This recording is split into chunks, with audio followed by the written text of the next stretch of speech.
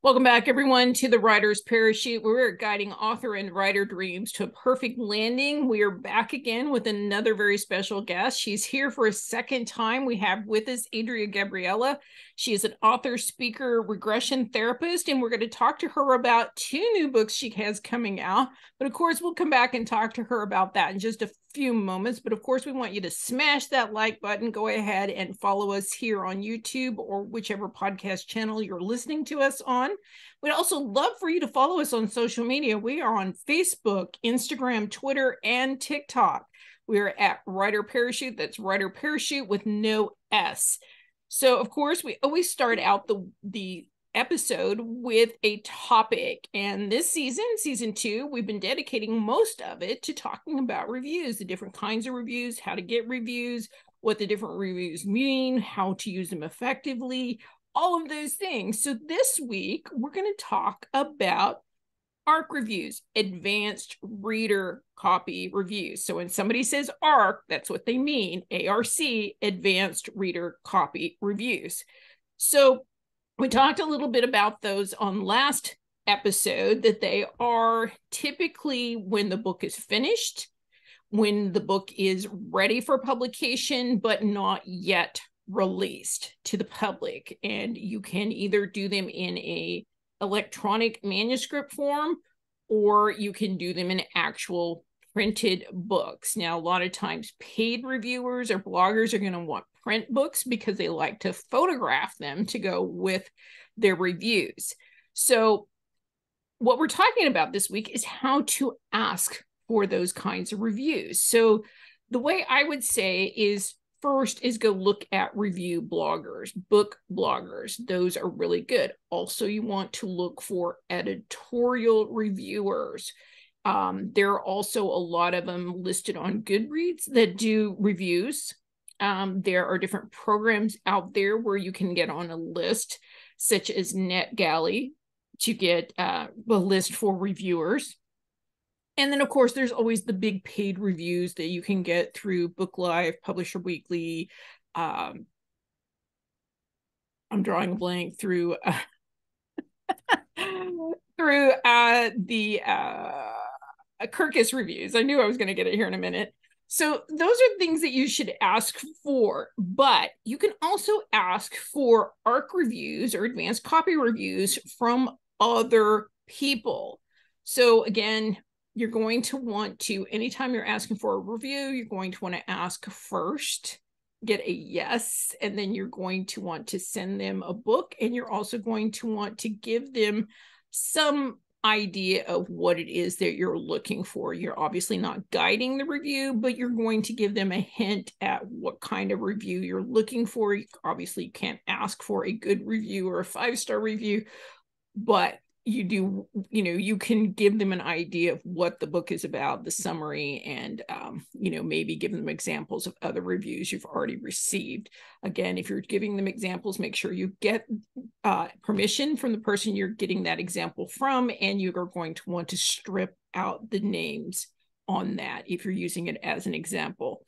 So that's kind of it. Of course, we're going to talk more about ARC or advanced reader copy reviews in the coming weeks and episodes. If you have more questions, or you'd like for us to dedicate an episode or a talking point about advanced reader copy reviews or any of the other subjects that we've covered, then please leave us a note here in the on the episode, or you can go to thewritersparachute.com and leave us a note there.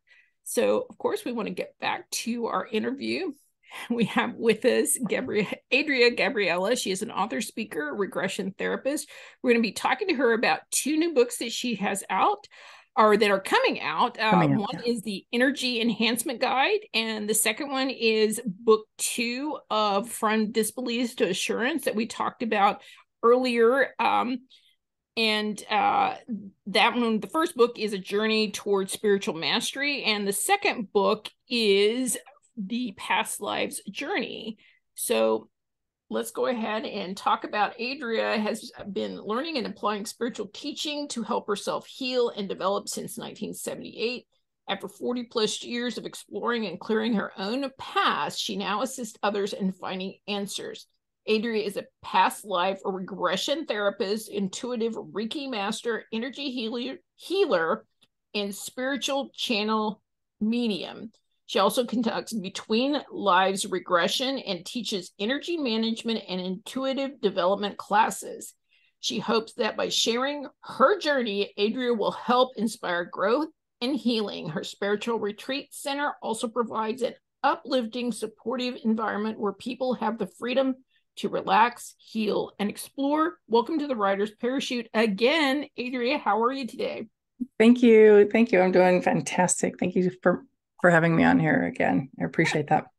Well, we always enjoy having our guests back, and I will put in the show notes that we had Adria here for season 1 in episode 36. So we will link that to you so you can go back and see the first time she was here.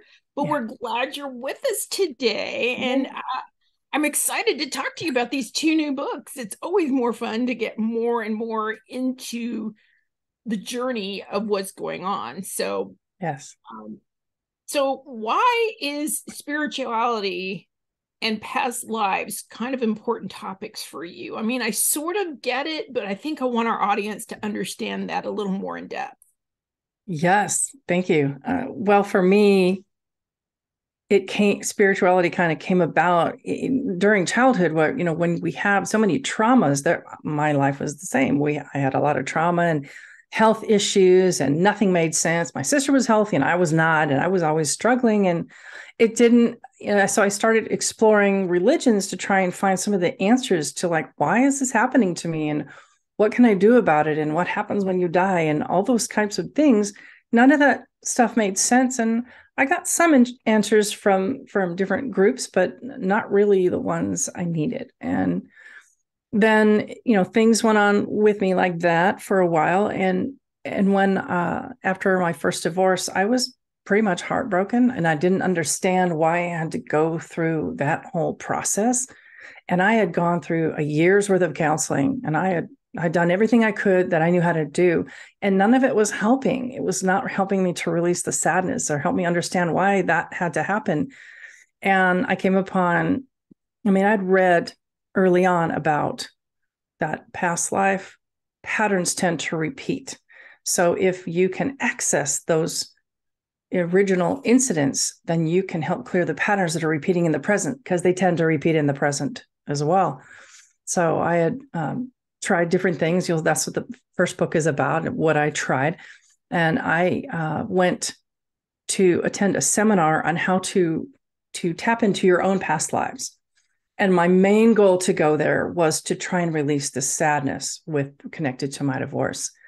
And it was amazing. Nobody told me what to look at. It just kind of popped into my head. And a lot of people think, well, you're just making it up. Well, maybe, but the result was I came out of that. I saw several lifetimes where I had been together with my ex-mother-in-law and my ex-husband. And it all made sense afterwards. Like, I was a jerk in the last life. Then I got treated like I got treated badly in this life. And I did some things, I didn't take care of my mother-in-law in that life, but I took really good care of her in this life. So things kind of balanced out. And after I saw this in just one weekend, I was done. That load lifted off of me. And it was just, how do you quantify that kind of healing to be able to release that? It was just, I spent a year trying to talk it out and it didn't work. So that's partly why I started down this journey, because it was just so profoundly healing and like nothing else. To get to the source is really right. Well, fantastic. I read your first book, and it's an incredible journey kind of through that experience that you share with the reader, how you how you came upon this idea, and then how you went searching for answers, and then the answers you find. And then, of course, the second book is a continuation of that story, kind of explaining a little bit more about those past lives and the journey into them to try and find your healing. Is that correct? Yes, exactly. So, like, the first thing I was looking for was relief from the divorce thing. But then other things I was looking for, I was like, well, why do I always like this music? Or why is it creepy when I look at like an Egyptian temple, or why do I get, what happens with that? Why is that coming up? Or we have these sort of random likes and dislikes that seem like they have no sense, but it does make sense. And I had phobias that I was trying to release. I had a big fear of death, which a lot of people have, but I also was really afraid of rushing water. I was terrified to flush the toilet when I was a kid. There it is. It's out there. But everything that had, and every phobia, I've been able to clear because of finding the source of where that came from. It's like the rushing water came from drowning. I have lifetimes where I drowned. I mean, in not a fun way. There's fun ways to drown and there's not fun ways to drown. And not a fun way to drown, that caused nightmares for my whole childhood, and eventually released all that. Mm-hmm. So it's a way of getting to things that talk therapy doesn't get to. And I think Dr. Weiss found that out that's what he describes in his book, Many Masters, I think is the book, where he had treated a woman who had multiple phobias, and after 18 months, no progress at all. Mm-hmm. And he said, okay, let's try hypnosis. And he said vaguely, I don't know if it was on purpose, he just said, go back to the source of this problem. So her mind took her back to the original source of the problem, which was in a prior lifetime. And whether or not he believed it, as a Yale-trained scientist, the results were undeniable. She started getting better immediately. I mean, it was immediate. I mean, I've had clients who now I do regression therapy on others. And I had a lady just come like last month who came for issues regarding emotions, but also, oh, by the way, I have this phobia of heights. I'm like, okay, let's see if we can take care of that. She walked out the door after her session, Googling different images that used to make her almost pass out. And in the Uber on the way to the airport, she was looking at all those images going, yep, I'm okay. I'm okay. It was just so quick. It's amazing. So that is amazing. I mean, talk to you about some of mine because they're a bit strange. It's like, I have this, I have claustrophobia, but it only involves my head, right? I know. I heard you say that the other day. I'm like, oh, we should look into that because we could probably clear that. Probably, I would hope so, because it's like a very, as you said, it's a very strange kind of phobia, and it's like nobody can explain it. It's just weird. But I don't know. I remembered a past life where I was in an earthquake and I was crushed under the building, and everything was smashed but my head. So I get it. You never know. It could be something weird like that. Maybe it could be. Who knows? That took care of the earthquake phobia once I went into that. So let's try not to have that here in California. Well, so not where we are. So what is the inspiration behind this new book that you're about ready to drop, the Energy Enhancement Guide? Well, it's been, this energy practices have been life-changing in other ways, very, very palpable. I had studied energies at some point with a spiritual group, but it wasn't until I had to take a medical retirement from my profession that I was, in a lot of pain and multiple injury sites and lost and not knowing what to do. And I went to a meditation class trying to calm down, and I asked for help. I asked, like, please, whatever's up there, just please help me with this, because I am terrified and I'm hurting. And during that, in that same setting, I could feel this energy move into my body. It was incredible. Just my whole body relaxed. It was really warm. And I'm like, I started sliding out of the chair because I was so like a wet noodle. And I could just feel, I felt so much better. I felt like, oh, I don't have anything to worry about. Everything's fine. And I started, after we came out of it, I started helping everybody. And, I'm the kind of person who sits in the back and kind of watches and rarely speaks up. Well, I was up in the middle going, here, I'll help you. Let me do some, clear your energy and all that stuff. And the lady running the place, she's like, what are you doing? I'm like, I don't know. I'm just trying to help. And she's like, okay, do me. I'm like, okay, you know, and she's like, oh, it looks like you're running Reiki. I said, okay, really? What's that? So it's just, and that's basically what it is. Reiki is just like source energy, God, spirit, whatever you call it. And it was just flowing through me. And so then I studied with her and started using energy with intention. And now I've kind of melded it together with my intuitive abilities that have grown since doing this past life work. My intuitive abilities have grown.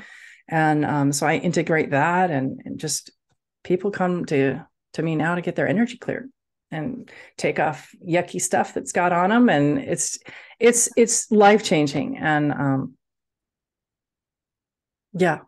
Well, And I so mean, that sounds amazing. And it's like, I mean, I understand I'm slightly intuitive, and it's like, sometimes you can feel that energy exactly, from other people, and it you does can. kind of either weigh you down or lifts you up or kind of gets you agitated. It's a very Yeah, weird thing, when somebody walks in the room and your entire mood changes and you're exactly. not quite sure why, and it takes a while to Mm-hmm.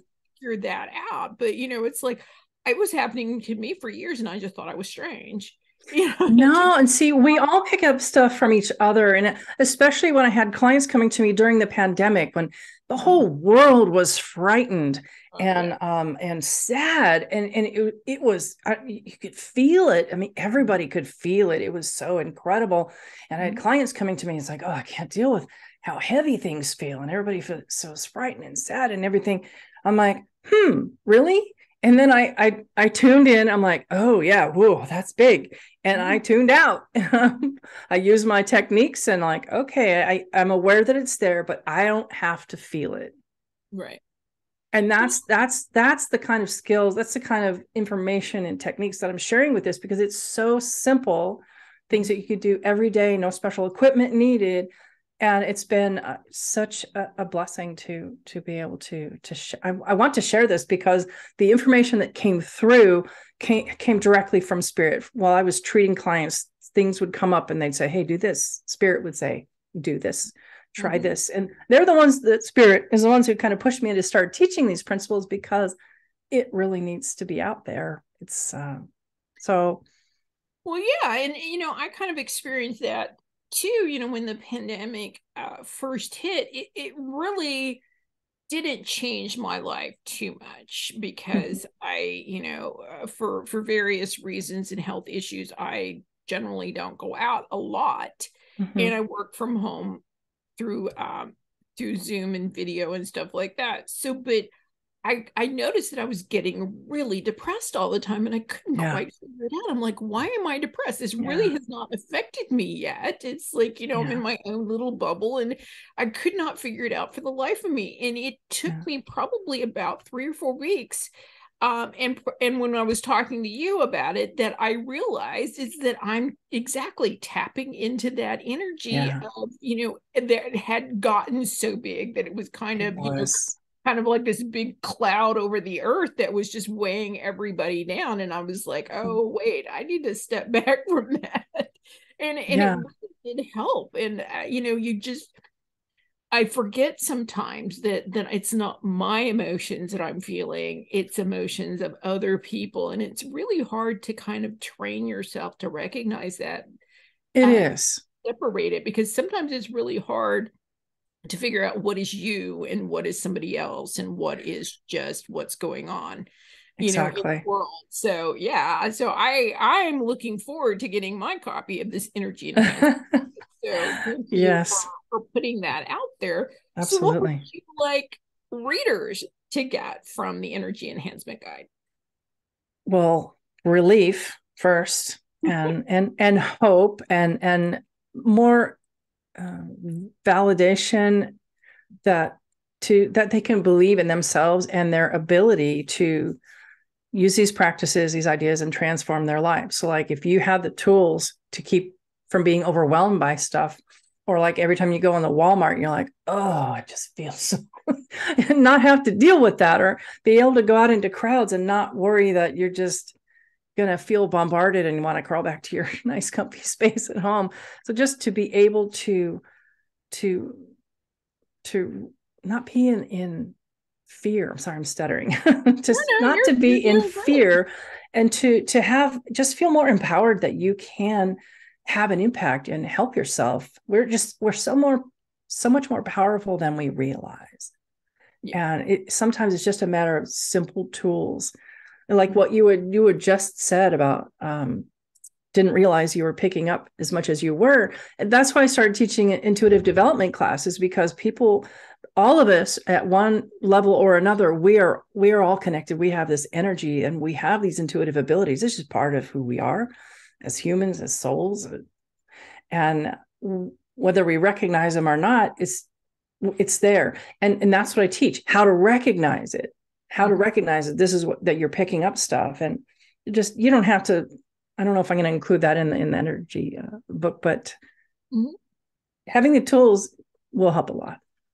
Right. And I think it helps people, because the more I talk to people, the more I find that most people who would identify themselves as being introverted or shy are generally extremely intuitive people, and they're doing that to protect themselves more than not wanting to interact with people. Truly, it's about all of the bombardment of emotions and feelings and negativity and stuff that they they have when they're around other people, rather than because I can get them on a screen and talk to them and they're perfectly fine.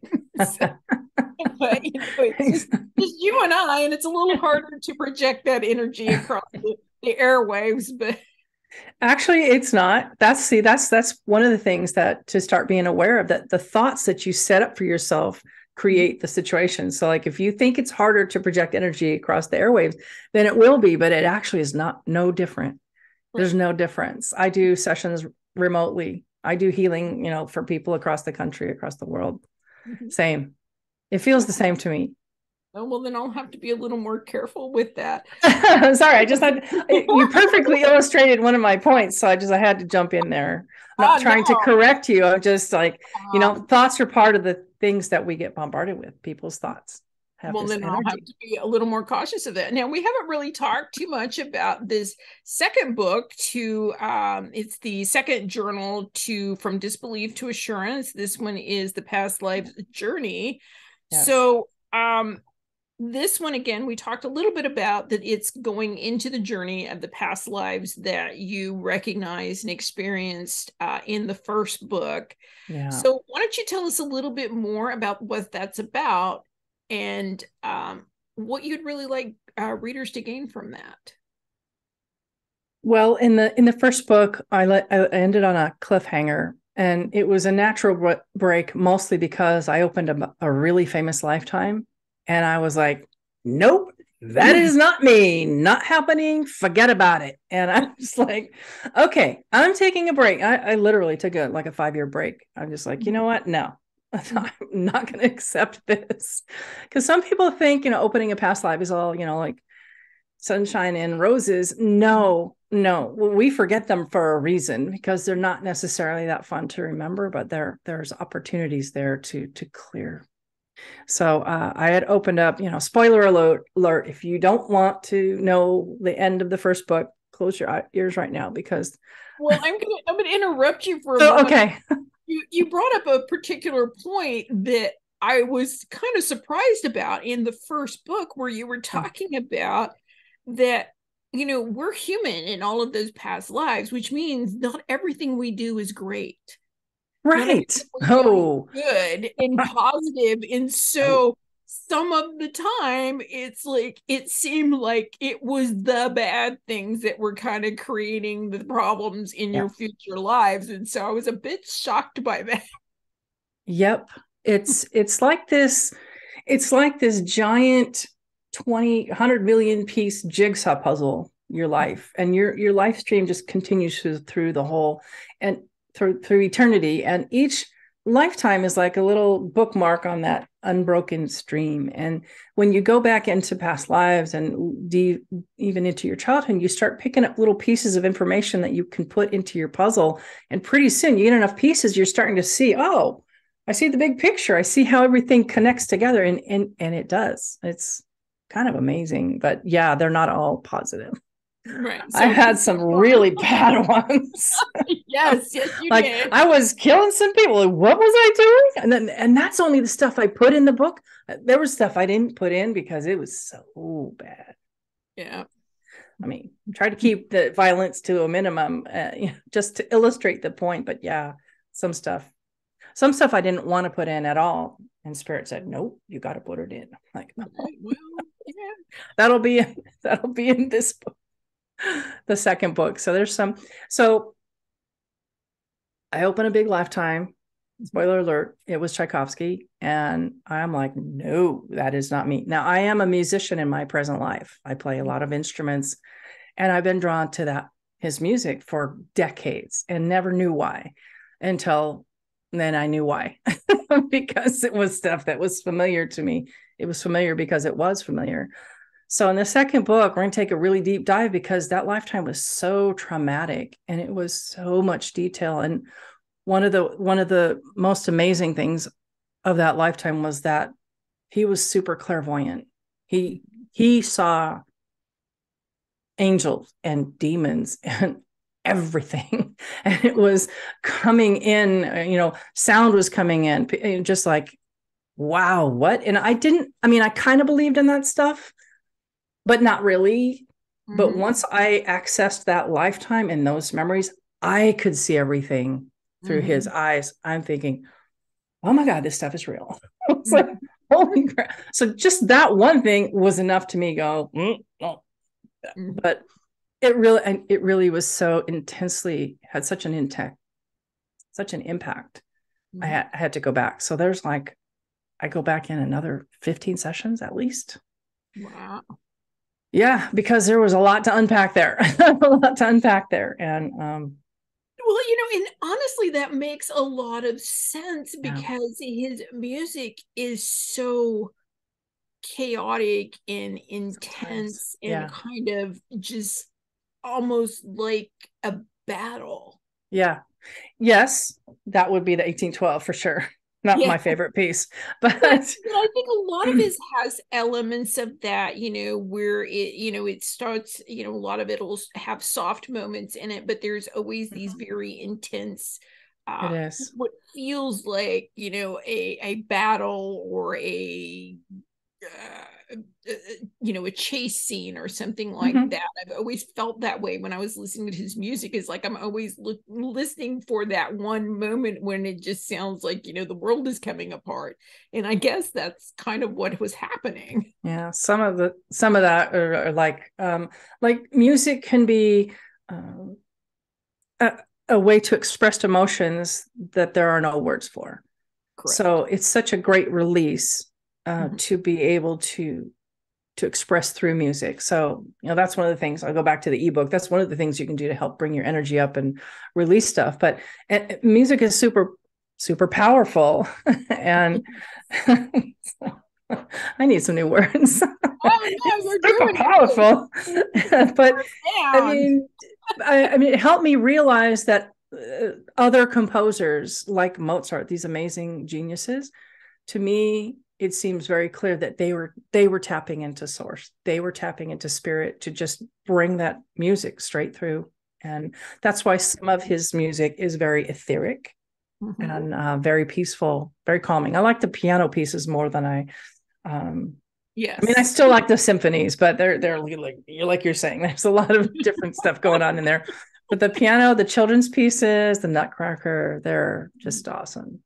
So right, but even in the Nutcracker, there's there's a couple of very like I said, it's like you always find in every one of his pieces is like this crazy kind of chase battle scene. So, so what do you hope that readers are going to learn from this second book, The Past Life Journey? Yes, well, let me just say, it's not just about the Tchaikovsky lifetime.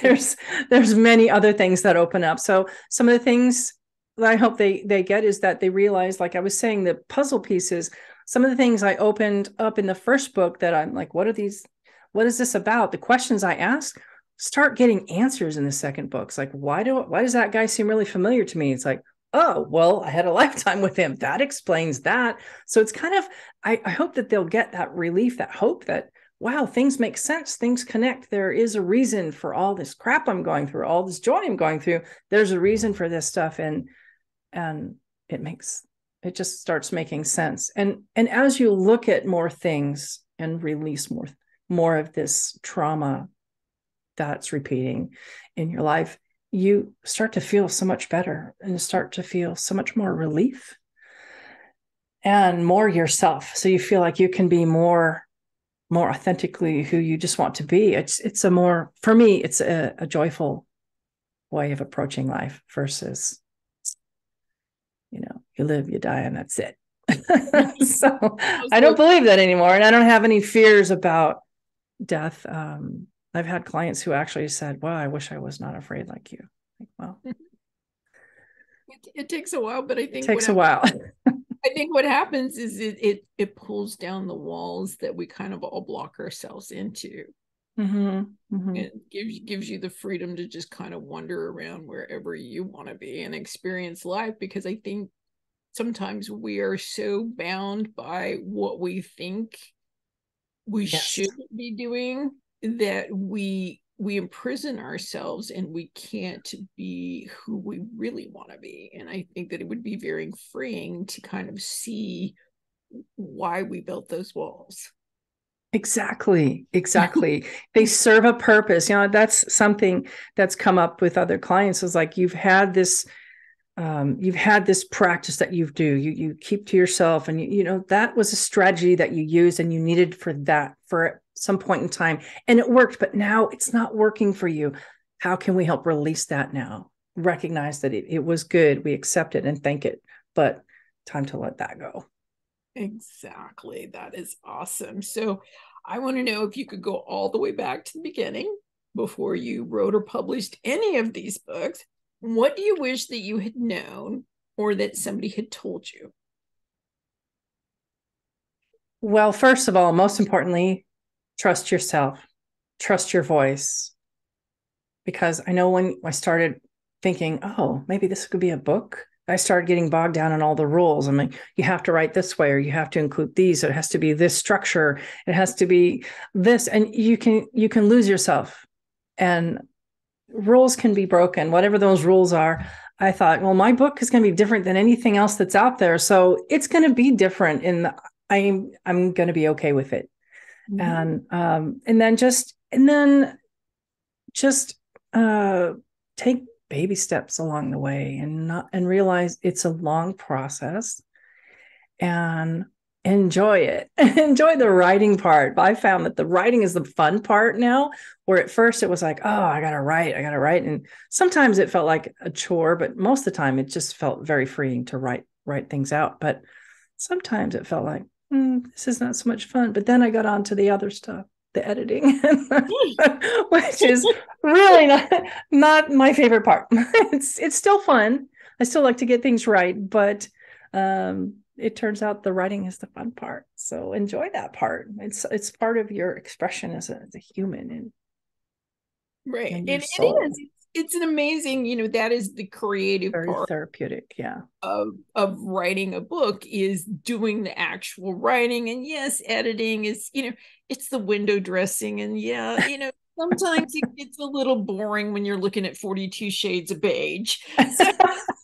So you gotta spice it up a little bit and move it around. And this is why I often tell people, if you're working on editing on one book, then maybe you should go start on another book or do some other things to kind of break it up, because that happens. But what you talk about worrying about all these rules, and what I say is there's really not any rules to writing. There's only guide rails, and you can go over the guide rail as long as you've got a good reason to do it. Mm-hmm. I like that. I learned so much from you. Yeah, I like that. And that's for any, any author or writer out there that's struggling with this, Mm-hmm. think about it as talking to somebody, because I guarantee you, whatever you're writing, whatever you're saying, however you're putting the words down on a page, somebody out there is going to respond in a positive manner. Somebody is waiting to hear the way you tell it. Mm-hmm. So, don't worry about all the rules. It's like, Yeah. in fact, that's what an editor's job is to remind you the rules. Yeah.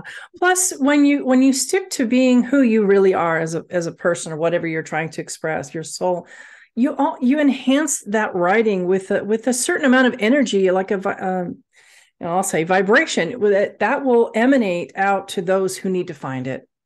And Absolutely. that's, there could be 100 books on the same subject, and the person who needs your version will find you because you're being true to yourself.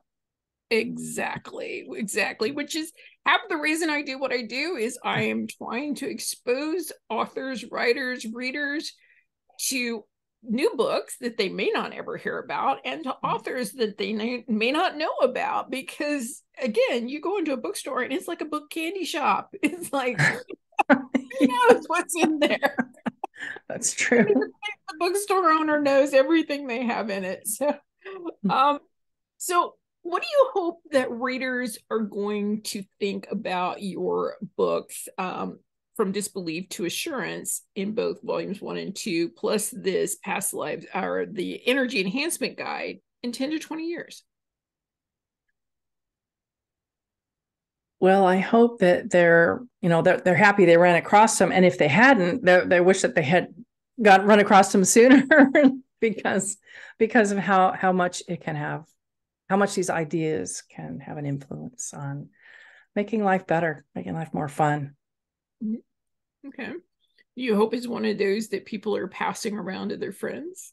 Yes, exactly. And that was one of the main comments I got from my first book, was like, wow, I'm not a reader, but I couldn't put it down. And so that's great. And I hope that they get get the hope that we've talked about. Like, there is more to what we just see with our eyes. There's so much more, and things make much more sense than they seem to. And so, like, for me, I don't live a life. I don't see tragedies and good things and bad things.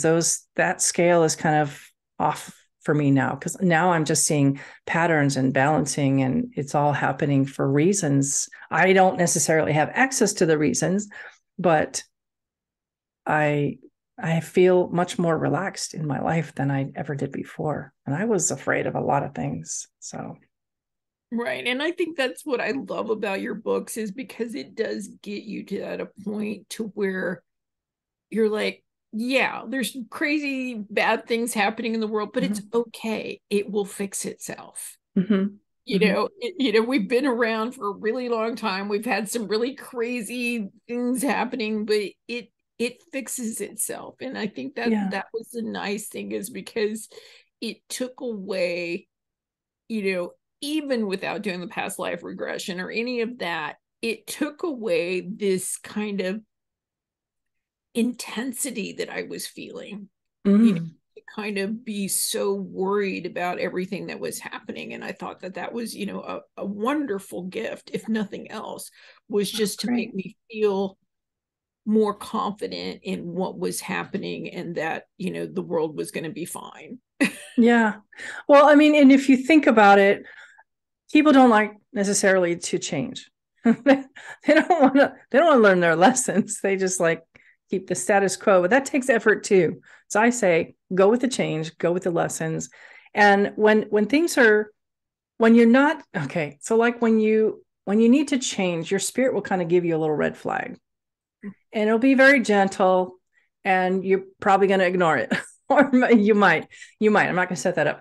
And maybe you'll ignore many red flags until pretty soon your soul is going to turn up the volume. It's like, hey, you got to learn this now. And then, and so it gets more uncomfortable the higher, the more. So when you don't get the lesson, the volume turns up. And so I feel like that's what's happening. A lot of things that are happening in the world, the volume has been turned up, and people are getting really uncomfortable because they're still stuck. They're still stuck in what used to be, and it's time to move forward. So, right.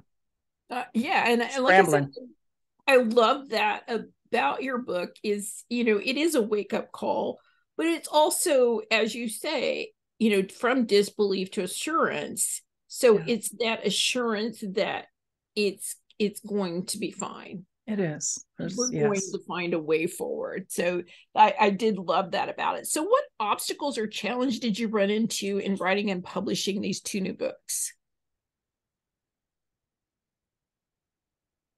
Well, first of all, self-doubt. I'm just saying that, just so you know, I have still things that I'm working on. So in the moment and while I was doing it, I'm like, yeah, this is going to be great. There's all these things I want to share with people, and hopefully it'll help all these people like we've been talking about. And then there are times where I'm like, oh, maybe I should have rewritten that. Maybe I should have done this, or maybe I should have done that, or maybe I have the wrong title. And I think I do have the wrong title, but it still comes up, and it's frustrating. It's still coming up, but hopefully that will continue to fade. It's getting better.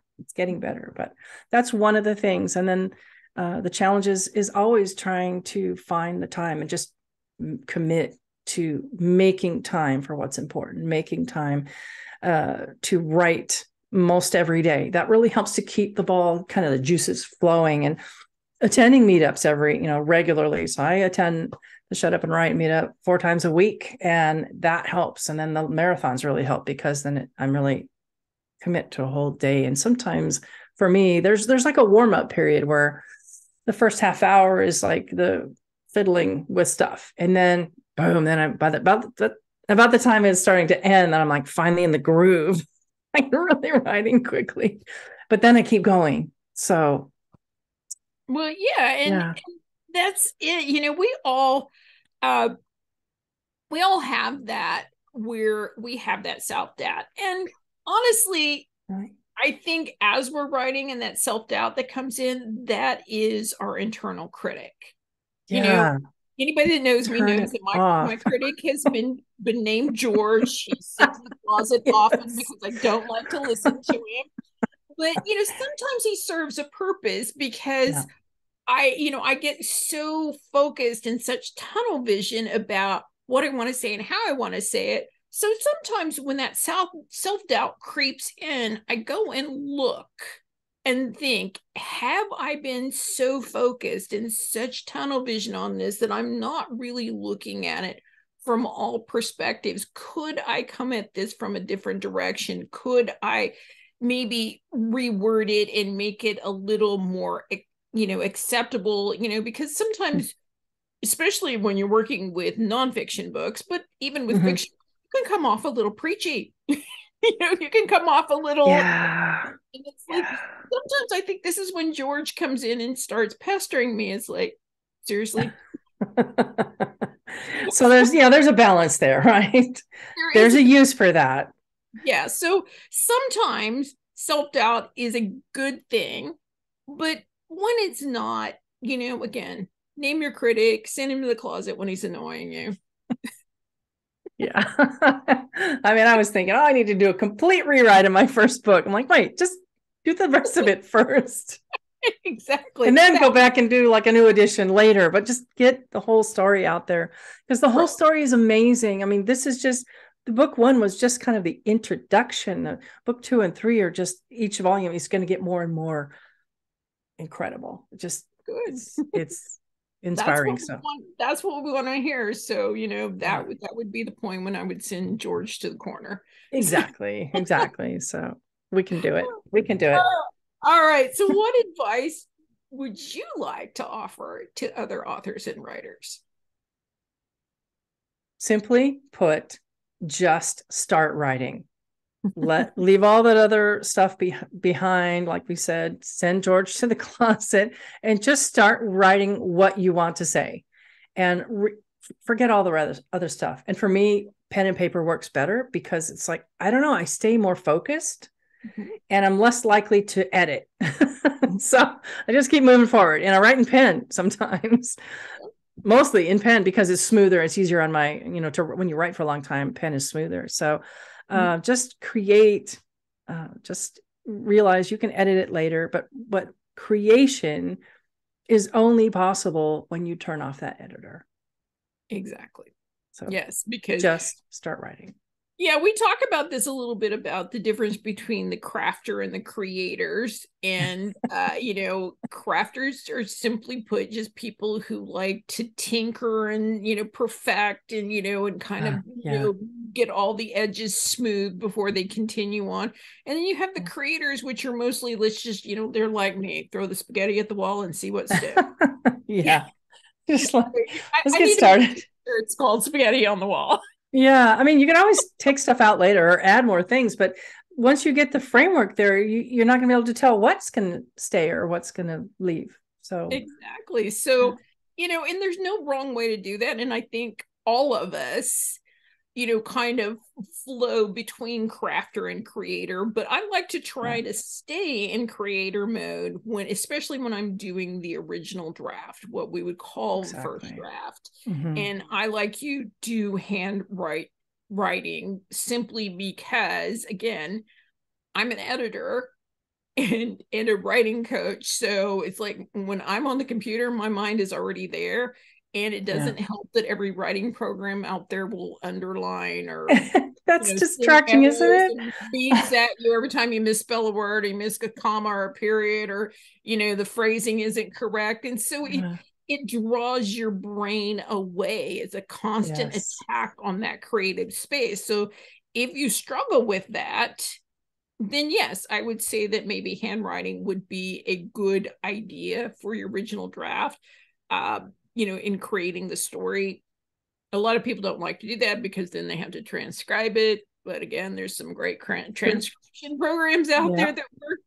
But, if you're finding that bothers you, then maybe think about that, because it really is helpful. And I know that, people resist that because they think they need to write it on a typewriter or they need to write it on a computer or something like that. And it's however you want to write. Exactly. Whatever works. Your book. It's your book. When you're standing up there talking about your book, or you're going to a bookstore and signing your books, trust me, the editor, the publisher, all these other people that are giving you all kind of advice, they're not going to be there to answer questions. It's just you. Exactly. Exactly. All right. So what keeps you motivated?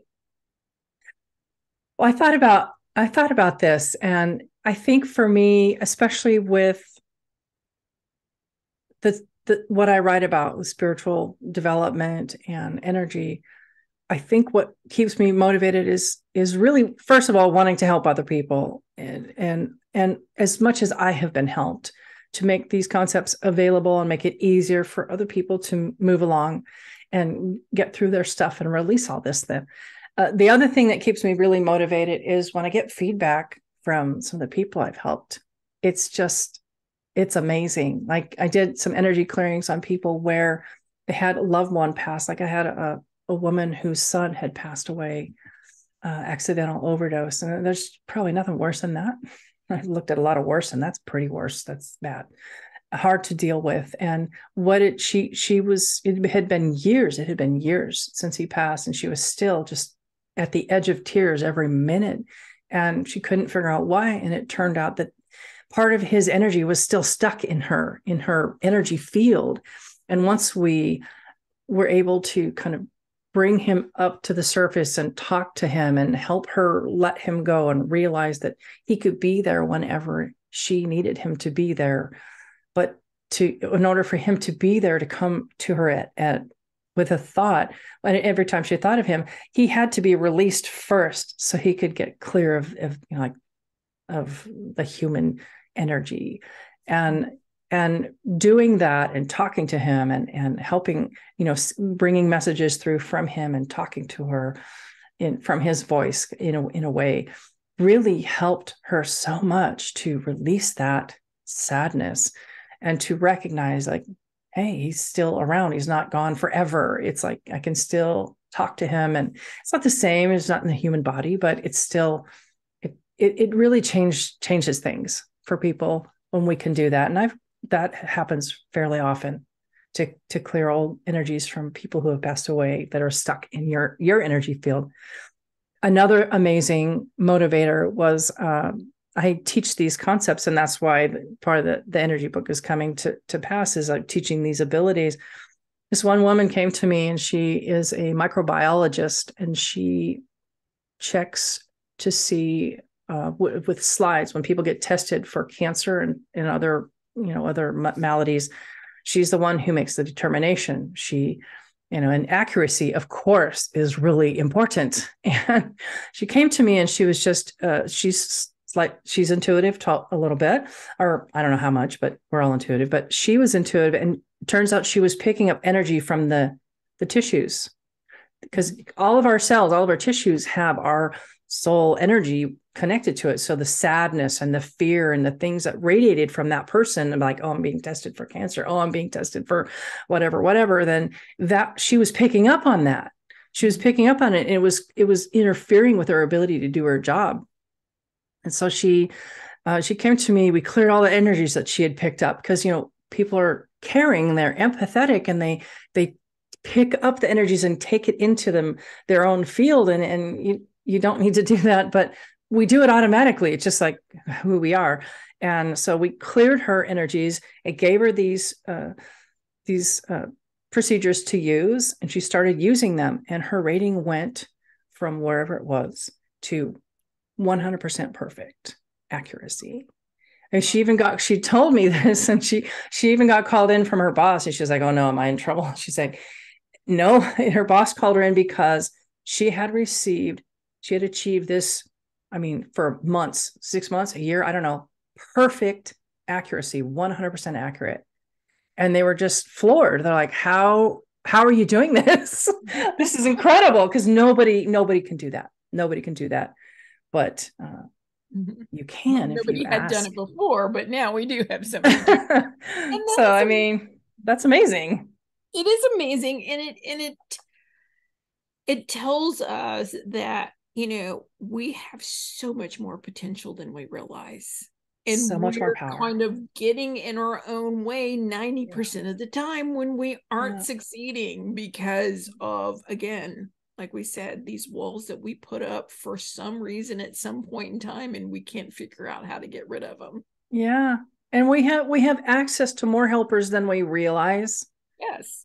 There's so much, we can get so much support by just knowing how to ask and then accepting the help. That's the other part. That's the other part Americans have a hard time with. Some of us well, have a hard time accepting help. Here's the big thing that I tell people about asking, because there are a lot of people that have a problem with asking in the first place. And what I'm going to talk about is something that my mother used to say all the time. She's like, don't be afraid to ask, because you already expect to know anyway. So why are you going to be disappointed when it happens? Yeah. It's very true. You're already expecting them to say no, so ask anyway. Yeah. What's the worst they can say, right? They'll say no, then okay, all right. You already expect it. So yeah, you were not going to be disappointed. Yes. So here on season 2 of the Writer's Parachute, we've been focusing on reviews. So I'm going to put you on the spot. So I want you to write a review for this new book that's coming out, the Energy Enhancement Guide. Oh no, on the spot. Oh no. Okay, I am in Toastmasters for this. So on the spot. This book is amazing. The concepts are simple, easy to apply. I've already seen a difference in my daily life. Don't miss this book. Yay! How's that? That was awesome. 5 stars. Woo! 5 stars. Yes.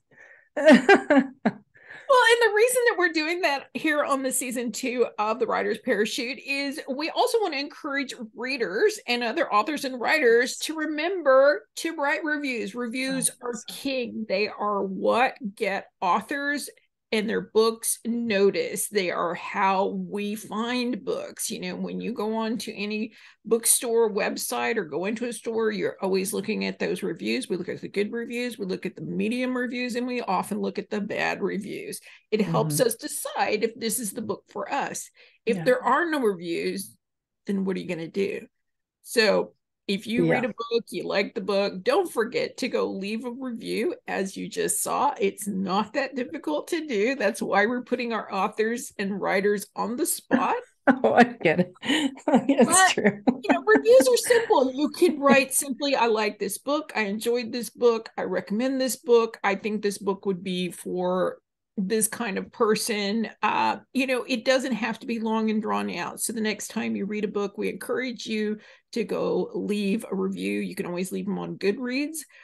You can often leave them with the author's website or on their social media accounts, but also wherever you purchase the book, even if it is an ebook version, you can generally leave a review there. So we encourage you to do that. So what is next for Adria? Well, I am working on creating an audiobook for volume 1. So that will it'll be really great. I'm really excited about getting that done, and I've got all my equipment together and everything. So that's exciting. I also have recently just been interviewed for a podcast that's taking a deep dive into regression therapy and what it's like, what are the benefits are. And it's in the editing process right now, but the next step is they're going to actually take me through an actual regression and record it. And that will be part of the podcast. So that's going to be really, what a fantastic way for those who are curious to see what it's about. And that's exciting. And of course, there's always volume 3, and I have couple more books up here I should probably get on paper. So well, we're always excited to have you here, and we want you to come back. And of course, don't forget, we are going to have all the links to her books and her website and everything in our show notes, and we will get the link from Adria for this amazing podcast if anybody wants to go check that out. And when she has the audiobook up and ready, we'll go ahead and add that to the show notes. So where can listeners find your books?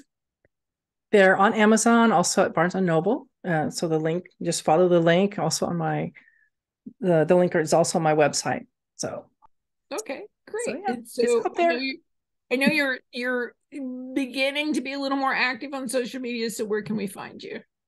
Instagram is where I've put a lot of videos, a lot of breaking down a lot of the things that I mentioned, but I'm also going to be starting to do more YouTube stuff. So those are my main sites, sometimes on Facebook, but I'm getting there. I'm trying to get past them. I know. It's tough. Yeah. My friend and I did this 77-day video challenge through Toastmasters. It was an idea they got. And we just for 77 days, we talked. Yes. So it's on there. I did 30 days with the reviews, and then I did 30 days of thankfulness for that's neat. So yeah, it was fun, but it gets challenging towards about the middle, towards the end of that month, when you start running out of ideas, or you kind of for some day you're just running around, you're like, oh, I gotta go do that video. Exactly.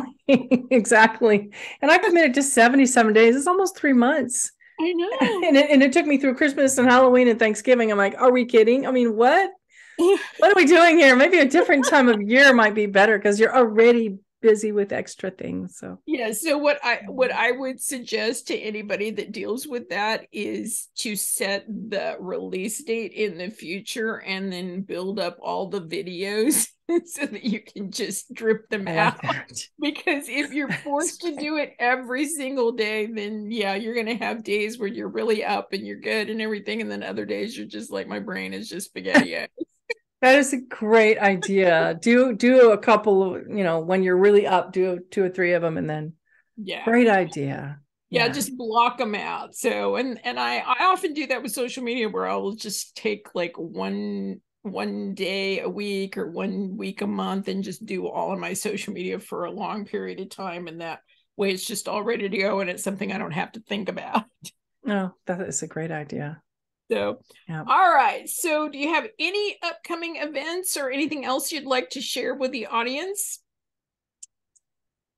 Nothing really, nothing soon. I'm still in the process of getting those 2 books out. So just join, if you want to keep tabs on me, just join my email list and you'll be the first to hear about any promotions and giveaways and things like that.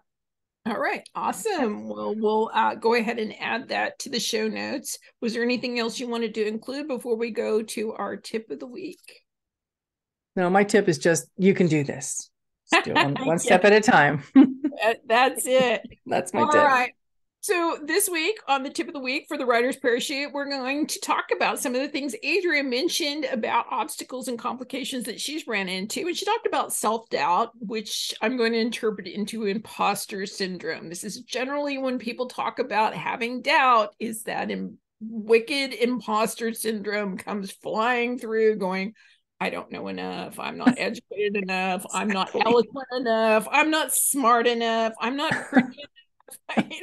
I don't say it right. I can't, and quite honestly, this is Richard in my life. Richard has his own personality from George. So my imposter syndrome is Richard, and Richard annoys me. I like to think of him as my long lost ex-husband who just shows up once a month to give me a problem. So, imposter syndrome is just your own mind trying to put roadblocks in front of you, because writing is a lonely, scary, isolating business, and you are exposing your innermost self to the world when you're writing these books. And I don't want to say that to scare you, but this is the reason the imposter syndrome comes forward, is because we're, again, trying to protect ourselves from being exposed. We're afraid that, somebody's going to read it and think the wrong thing. It's like, I've talked to romance authors that won't let their family members read their book because they don't want their family members to know that they write, sex scenes or, or romance scenes, or, that they think about other men and women, having relationships, whatever it is. It could be something like that. It could be this fear of somebody that you think is going to have an opinion. And here's what I'm going to say about that. Everybody's going to have an opinion, but I guarantee you the people that have the positive opinion are going to far outweigh the negative opinions.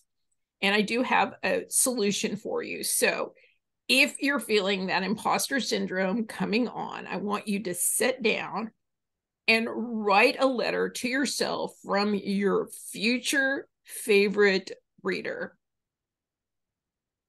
and see what they have to say. And then put that letter up on the wall. And every time you're feeling that imposter syndrome, read that letter. I think it's going to get you away from Richard as quickly as possible and get you back to writing and telling the story that you need to tell, that somebody in the world is waiting to get to. So I hope that is helpful to you. And again, that's just me, but I hope that is helpful in getting you past the imposter syndrome and the self-doubt. As always, we are so happy to have you here on the Writer's Parachute. We want to thank Adria for being here again with us. And of course, I'm always so thankful to be the host here on the Writer's Parachute. And we hope that you find it a creative space for all of your dreams to land well too. Until next time, bye. Thank you.